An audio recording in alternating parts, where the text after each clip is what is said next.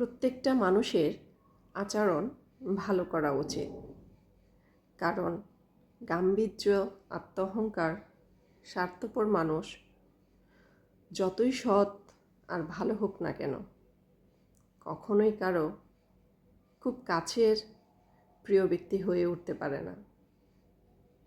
কারণ অহংকার তাকে সেই মানুষের ভালো দিকটা কখনোই সামনে আনে না।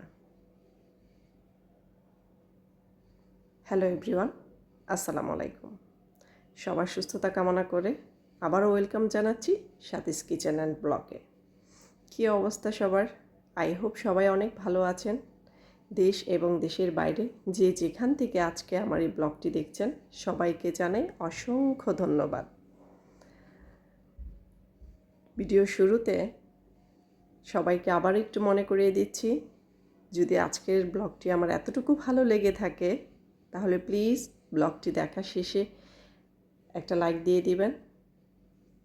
আর যদি আপনার কোনো প্রিয় মতামত থেকে থাকে সেটাও আমাকে কমেন্টসে জানিয়ে দিবেন। বরাবরের মতো আবারও বলে নিলাম। তো এই যে আজকে ব্লগটি শুরু করেছি সকাল থেকে। শুধু আমার যে গরম লাগছে এরকম না, আমি জানি আমার প্রিয় আপুদের প্রত্যেকটা আপুদের অবস্থা ঠিক সেম আমার মতোই। গরমে আসলে কাজকর্ম কোনো কিছুই আসলে করা যাচ্ছে না, এরকম একটা অবস্থা। তারপর আসলে কিছুই করার নাই। আল্লাহ পাক যে অবস্থায় আমাদের রেখেছে সেই অবস্থায় অনেক শুকরিয়া জানাই, কারণ আল্লাহর ইচ্ছাই বান্দার ইচ্ছা। তো এই যে এটা হচ্ছে সকালের নাস্তা। তো আজকে কেন জানি ইচ্ছে করতেছিল না নাস্তা বানাতে, তো আপনাদের ভাইয়া বললো থাক আজকে নাস্তা বানাতে হবে না, কিনে নিয়ে আসি। তো কিনা নাস্তা যতই হোক তখন শরীরে আরামে বলি ঠিক আছে কিনে নিয়ে আসো, বা আজকে নাস্তা বানাবো না। কিন্তু যখন বাসায় নিয়ে আসে বা খেতে যায় তখন কিন্তু আর ভালো লাগে না। এই যে পরোটাগুলো দেখছেন, খেতে বসে কিন্তু মনে হচ্ছিল যে পুরাটাই মনে হয় কাঁচা কাঁচা রয়ে গেছে, এরকম একটা অবস্থা। আমি আবার খাওয়ার মাঝখানে এসে আবার পরোটাগুলো আমি সেঁকে নিয়ে গেছি, এরকম একটা অবস্থা। যাই হোক, খাওয়ার শেষে তারপর হচ্ছে যতই গরম থাকুক না কেন এক কাপ চা তো খেতেই হবে, কি বলেন? আমার মতো যারা চা প্রেমিক আছেন তারা তো অবশ্যই জানেন চায়ের আনন্দ যে কিসে। তো নাস্তা টাস্তা খাওয়া শেষ, আর এদিক দিয়ে চলে আসছি আবারও রান্নাঘরে। মাঝখান দিয়ে একটু ঘরটাও গুছিয়ে নিয়েছি অফ ক্যামেরায়, কারণ গরমের ভিতর দেখা যায় অন ক্যামেরায় সব কাজ করা যায় না। আর সব কাজ যদি আপনাদের মাঝে শেয়ার করতে চাই তখন দেখা যায় ভিডিওটা অনেক লং হয়ে যায়।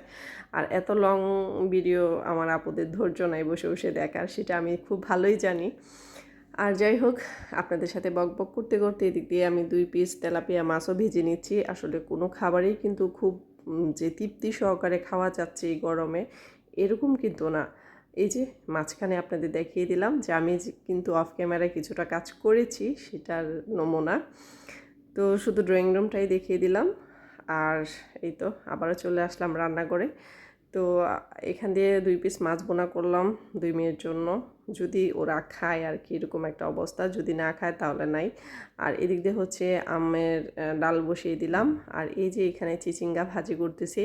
তো লবণটা দেওয়ার সময় যখন আমি বয়েসটা দিচ্ছি তখন আবার একটা কথা মনে হয়ে গেল যে এটা ছিল তো গতকালকের ভিডিও। তো যখন আমরা খেতে বসছি আপনাদের ভাইয়া বলতেছে তুমি আজকে ভাজিতে লবণ দেওয়াই নাই।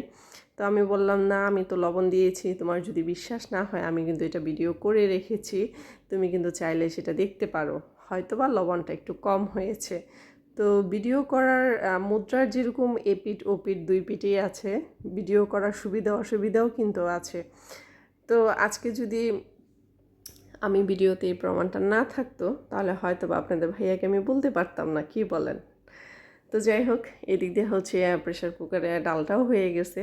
আর এখানে ডালটা বাগার দিয়ে তারপরে হচ্ছে আমি আমটা দিয়ে দিলাম, কারণ এখনও যেহেতু আমগুলো বেশ কচি, তো দেখা যায় আগ থেকে দিয়ে দিলে দেখা যাবে একদম ভর্তা হয়ে যাবে, সেটা ভালো লাগবে না।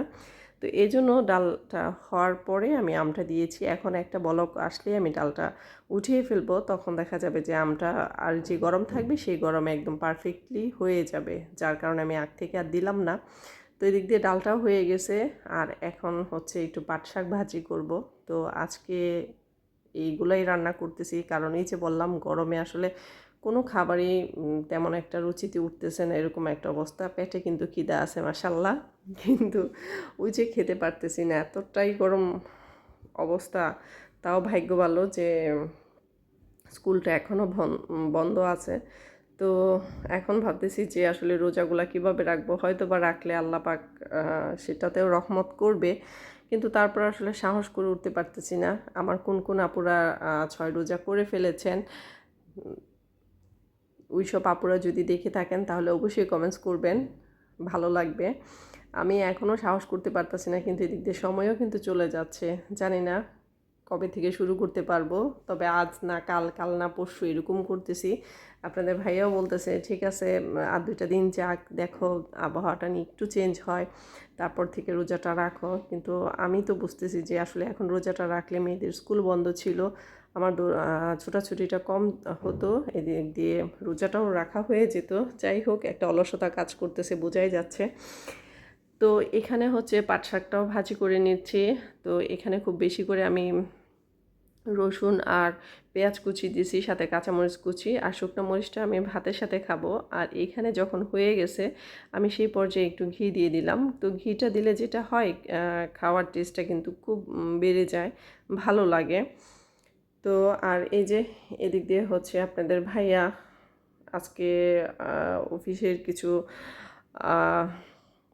কাজ ছিল, সেই অফিসিয়ালি কিছু কাজের জিনিসপত্র নিয়ে আসছে। জিনিস বলতে একটা ল্যাপটপ নিয়ে আসছে। তো ওর আগে ল্যাপটপটা একটু নষ্ট হয়ে গেছে, তো যার কারণে একটু আরেকটা নতুন নিয়ে আসছে। তো বাসায় আমার অলরেডি একটা কম্পিউটার আছে, তো কম্পিউটারে তো আসলে সব কাজ ওইভাবে করা যায় না, আর এটা ক্যারিও করা যায় না। তো ল্যাপটপটা থাকলে যেটা সুবিধা হয়, তো ক্যারি করতে সুবিধা হয়, তো সেটা নিয়ে আসছে। তো বললাম ঠিক আছে, তুমি নিয়ে আসছো যেহেতু একটা স্মৃতিস্বরূপ ভিডিও করে রাখি, তাহলে হয়তো বা যে কোনো জিনিস আসলে আনপ্যাক করতে ভালো লাগে, আর সেটা যদি একটা স্মৃতি থেকে যায় তাহলে কিন্তু খারাপ লাগে না, বেশ ভালোই লাগে। তো ওই স্মৃতিস্বরূপ হিসাবেই আমি ভিডিওটা করা, প্লিজ কোনো আপুরা অন্য মাইন্ডে নেবেন না। তো এই যে এখন সেই ঘুরে ঘুরে আমাদেরকে দেখাচ্ছে এটা সব ঠিকঠাক আছে কিনা, সাউন্ড টাউন্ড সব কিছু। তো ল্যাপটপ দেখা শেষ, এখন হচ্ছে খাবারের পালা। তো এই যে দুপুরে পাট শাক ভাজি করেছিলাম সেটাই নিয়ে বসছি, আর এই যে শুকনো মরিচ। আমার ছোটোবেলা থেকেই কিন্তু পাট শাক অনেক অনেক পছন্দের। কোন কোন আপুদের পছন্দের সেটা অবশ্যই জানাবেন। আজ এই পর্যন্তই। আজকে ব্লগটি কেমন লাগলো অবশ্যই জানাবেন। তবে আজ এখানেই বিদায় নিচ্ছি, সবাই ভালো থাকবেন, সুস্থ থাকবেন, আল্লাহ হাফেজ, আসসালামু আলাইকুম।